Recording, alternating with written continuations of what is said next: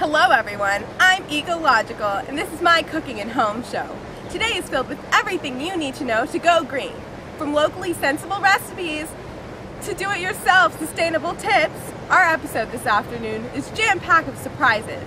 Speaking of surprises, we have a special guest star today, so stay tuned! Just breathe.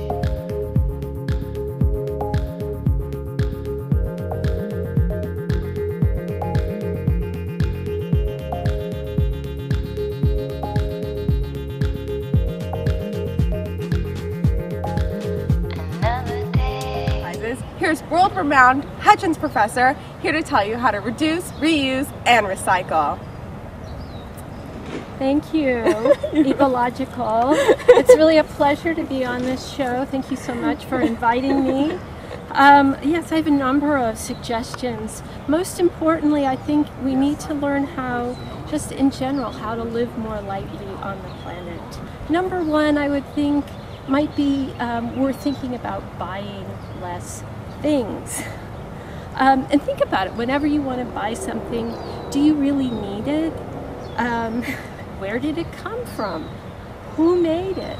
Under what kind of working conditions? Another suggestion, shop at secondhand stores. You'd be amazed at what kind of things you can find. It's almost like a treasure hunt. Find alternatives to plastic. Not only is plastic really toxic to the environment, but it has really negative health consequences as well. Use a glass water bottle or an aluminum one that you can purchase. These can be used over and over again. They can be washed in your dishwasher. The plastic material doesn't get distilled into the water, and it's much healthier for the environment. Buy food from local farmers. Even if it's not organic, you have a much better idea of what goes into the food. Sometimes the regulations for organic food are out of reach of many small farmers, but their practices may be much more sustainable than even large organic agribusiness. Okay, plant a tree or plant plants in your home. Even small containers in front of your yard can grow lots of vegetables, tomatoes, basil, herbs, chard, kale, all kinds of things you can grow in small containers. And last but not least, just recycle. We could save over half of our landfill materials if people recycle their used materials, and to try to only purchase things that can be recycled and that don't have a long-term toxic buildup. So, thank you very much. Thank you so much for inviting me. It was a pleasure having you. And it was a pleasure being here. Thank you, Miss Ecogh Lojicul. Just believe.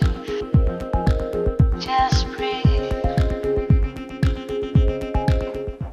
Hi everyone, now we will be making a quick and easy pasta salad. This salad is unique because you can choose from vegetables that are currently in season. Take for instance these on the table. I got them at my locally owned farmer's market and locally owned grocery store.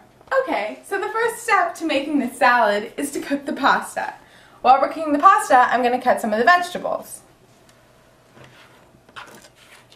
Make sure you wash your vegetables before you use them.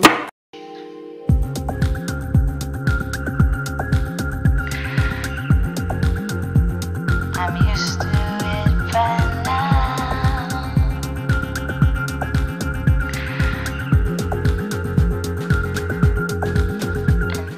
Now, you're going to want a half a cup of carrots, a half a cup of cauliflower,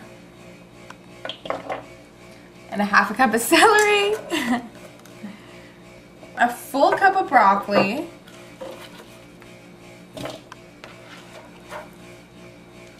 the whole bag of cherry tomatoes, and a half a can of olives.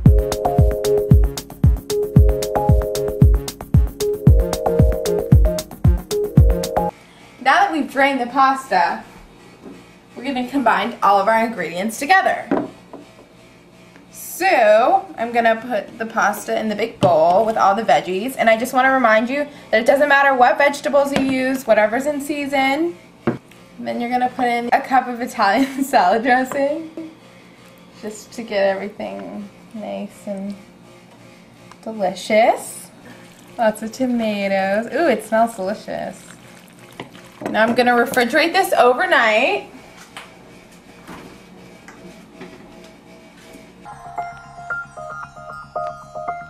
Good morning, everyone. It's time to enjoy our wonderful pasta salad.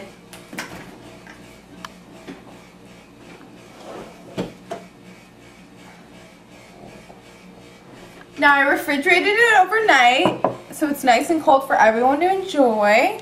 Just stir it up a little bit one more time. So I invited a friend over to try my locally grown pasta vegetable salad. Thank you so much. Oops.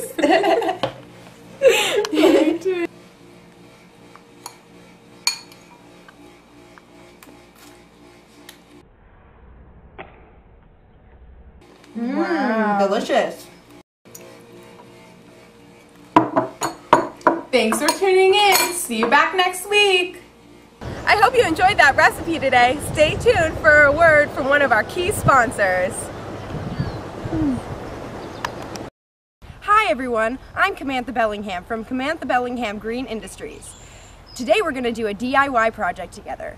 You're going to want to have a workspace to sit at. You're going to need some water bottles, a razor cutter, a pair of scissors, and some markers. So the first step is to take the straight edge and one of our bottles. You're going to want to cut it right below where the label was. You're going to start the cut, and this is the hardest part, and then you just bring it around. Once you're finished cutting them, they should look like this. Next, you're going to want to take a pair of scissors and cut off any sharp edges around the top. There we go. It doesn't matter if the top of the cup is perfect, it just matters that it's not going to cut anyone. So now we're going to use these and the markers, and we're going to color whatever we want on them. This is a great project for kids because they can use their creativity, and if they don't like it, you can just recycle them.